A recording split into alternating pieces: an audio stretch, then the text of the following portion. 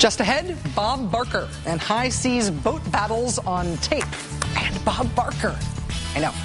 But first, Republican Party Chairman Maddow-Steele has told our booking producer on this show that he would love to do an interview with me, which is great. I would love to interview Maddow-Steele.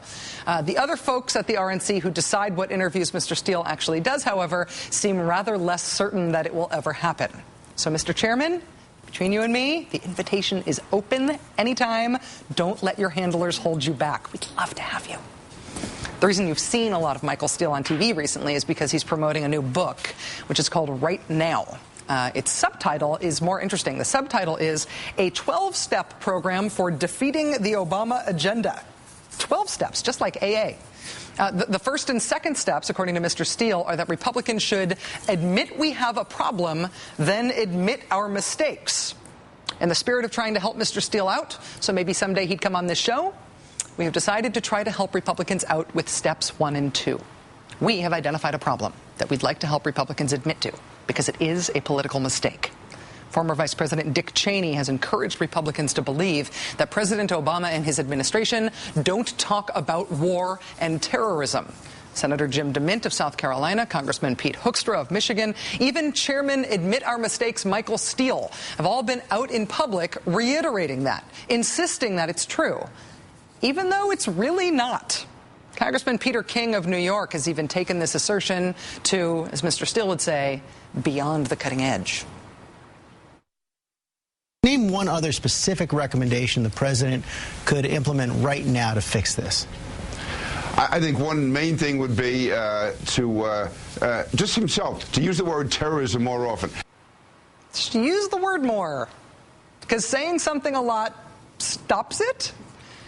Regardless of whether it makes sense that saying the word terrorism would magically stop terrorism, consider that it's not at all true that President Obama avoids using the term.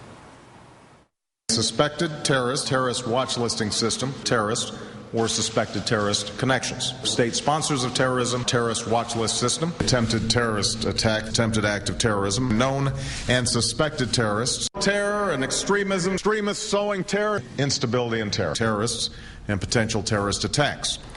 Okay, because people like Congressman Peter King have been able to get away with claiming that President Obama never says words like terror and terrorism, which is a lie, people, including Peter King, are getting boldly, weirdly specific about that lie now. I remember Secretary Clinton saying that the policy of the administration was not to talk about terrorism. Even when the president gave a speech at West Point about the troops going to Afghanistan, he didn't use the word terrorism. When Congressman King says those things, he is lying. He's lying in a way that can be obviously, demonstrably, embarrassingly proven by anyone who has a spare 45 seconds and the Google. I remember Secretary Clinton saying that the policy of the administration was not to talk about terrorism.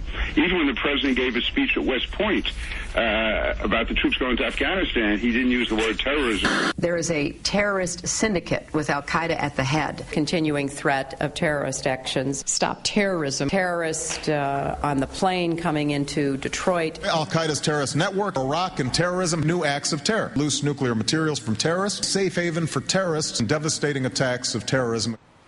When the people in the Republican Party who have the highest profile on national security say things that are easily, provably, flagrantly false, that's a mistake.